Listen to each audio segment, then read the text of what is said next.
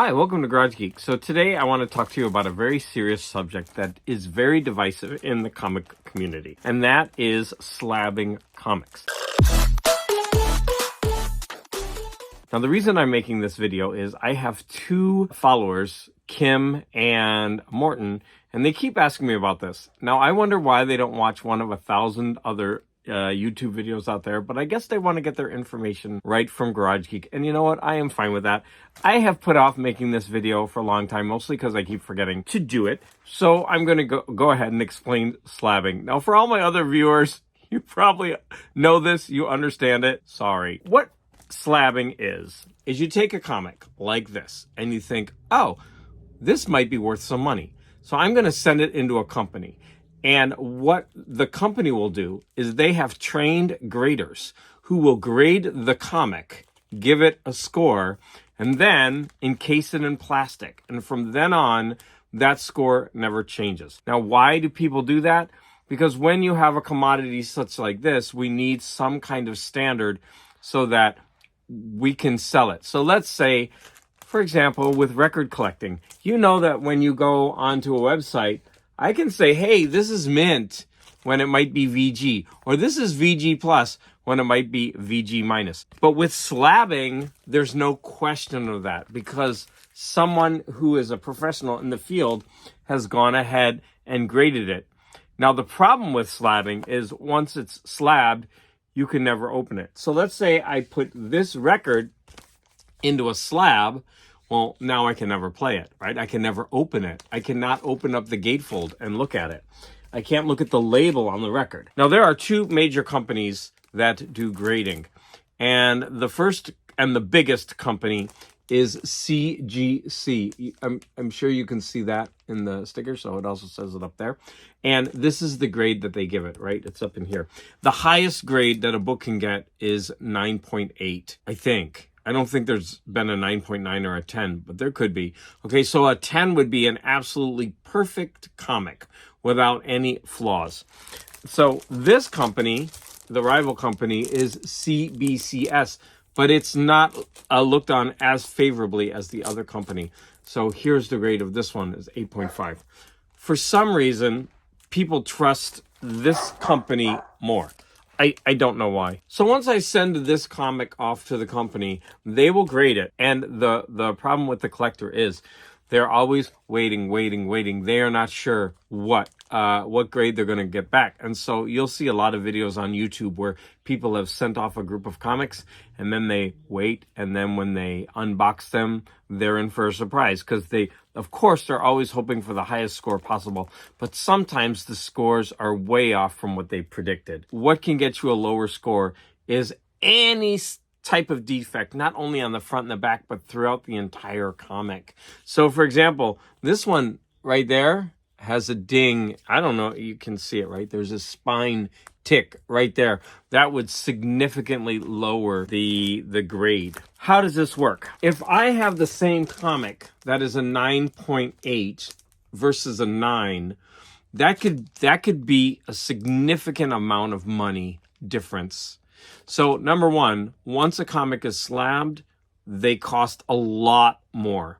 And number two, the cost goes up almost like a lot per point. So a 9 point, depending on the comic, a 9.6 and a 9.8 could be a couple $1,000s difference, or it could be $100 difference, depending on the exact book. I want to talk about, like, why would you take a book like this and get it slabbed? It costs at least, I don't even know what the cost is, but I think it costs at least $20 to send in a book and get it slabbed. And so I know I bought this one for under $20. So this person is taking a loss. I don't understand why you would take a book that really isn't worth a lot of money and get it slabbed. For example, this one, I mean, if I waited around long enough, I'm sure I could find this in a dollar bin. Nothing wrong with this series. It's just that there were so many of them. It's not that popular title. I know I could easily find this book for $3. Now, I went ahead and paid $5 to $8 for this slab, and that's a huge discount because I mean, a slab, just for the cost of the slab itself, not the book inside, is at least $20. And I'm probably not even factoring shipping with that. So I wonder why people are getting these types of comics slabbed. It makes no sense to me. Basically, it's a standards way, standard-based way for the market to determine value for a comic book. What do people dislike about slabs so much? One, you can never open this book again. Once it's in this thing, some people call it a tomb. Like, you cannot open this. It's stuck in there. For me, this is an art piece. And this is why this is so divisive in the comic book community, because people who collect slabs aren't reading their comics. Now, that's not to say they aren't reading other books. It becomes just something that you could collect. I could read these comics in collected volumes, which I have back there.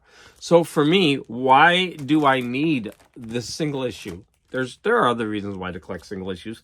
Maybe they aren't put out in collected volumes. Some people just like having each cover. I do that. For me, having something like this, I don't need to read it because I have it in other sources.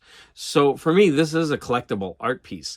Now, some people are collecting them because of the value. And slabbed comics has become a real commodity. In fact, on the website that I use for auctioning, there's a comic in a slab right now that's already, the week isn't over, and it's already at $1,500. That means someone has actually bid to pay that much for the comic in the slab.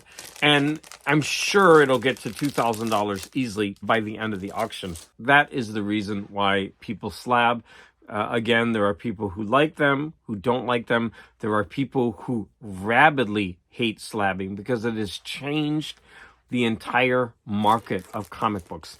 There are people out there, and we call them key hunters.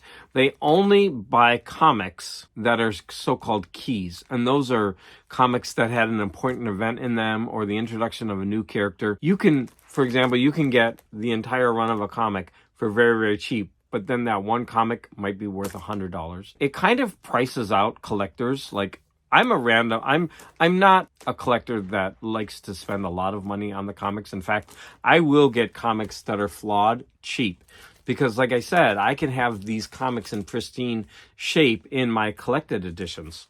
I'm going to give you another example. I was in a Whatnot auction, and there was someone in there who I could tell was a key collector.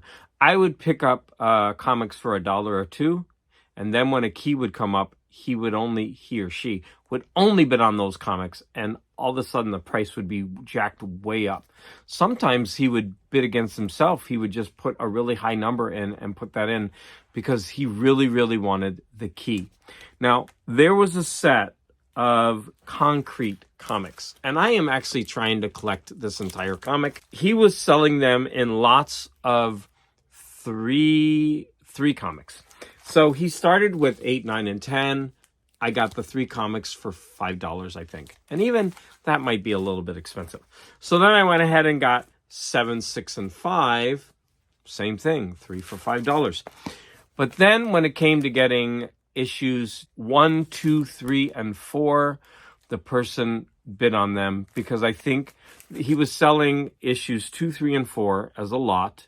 And I think the second issue is a key. And then the first issue is also a key because number 1 issues are often keys.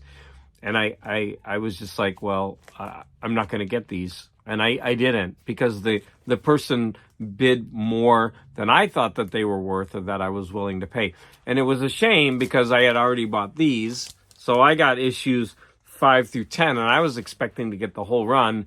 But the person sold the later issues first and the earlier issues later, and that should have been a warning to me that I wasn't going to get the whole set. This person, I believe, is only buying these comics to make a profit, possibly to send a couple of them in to get graded so that they can get more money back on an investment. Now, this is a shame for casual comic collectors like I am because it means that I get a lot of comics in a run. But as a collector, I would like to collect all of them. But because of these key issues, they're very hard to get. So, for example, another one was I'm collecting you know, an Iron Man run. And then so I was getting a couple of old Iron Man issues for like $2, $3 each. And then there was a key, and that one went for $70. I mean, it's the same. Like, it's like this. I get this one for $2, get this one for $2, and then I have to pay $80 for this one. Why? Same writer, same everything, but maybe there's a key character in this one that's introduced. And it really does price a lot of people out of buying certain comics. So, I mean, I'm not willing to spend $70 on, or you know, sometimes $100 or $200 on one comic when I can get the others for $2 or $3. It doesn't make any sense to me. And then the people who collect these keys, I don't even think they're in it to enjoy it. They flip them, and they only collect the keys. Like, I don't understand, if you really love comics, why would you only be buying keys? That doesn't make any sense to me. I know why they're doing it. It's because it's a way to make money on this market, right? Because, you know, you could take it, you can invest in it, and you can send it off to get it graded. Or you can, if you buy it for 70, you know that you could possibly sell it for 100 down the line. Now, if I were smart, maybe I would do that too, but I just don't have the connections to sell things like that. So a lot of these people, they're actually on Whatnot themselves. So they go into all the other rooms, they buy up the key issues, and then they have their own shows where they sell those keys, and they get a lot of money. So there's a market for that, because the other people don't want to spend the time in all those other rooms. So they know just to go to that person's shop when he or she's having a sale, and then they jump in, and then they could buy those keys, because the other person's already done all the legwork for them. So I hope I've answered your questions about comic book grading and slabbing. So what do you think about slabbing? I know I've said some controversial things in this video. I'm sure some of the things that I said are going to ruffle some feathers, because there are a lot of key collectors out there. But if you make money doing that, I mean, I think you're kind of smart. You're smarter than I am, because you're actually, you know, taking something where you see you can make some money off of it, and you're actually doing that. I mean, more power to you. So I'm gonna leave it there. I wanna thank you all for the support, and again, I look forward to hearing all your comments, or I look forward to reading all your comments.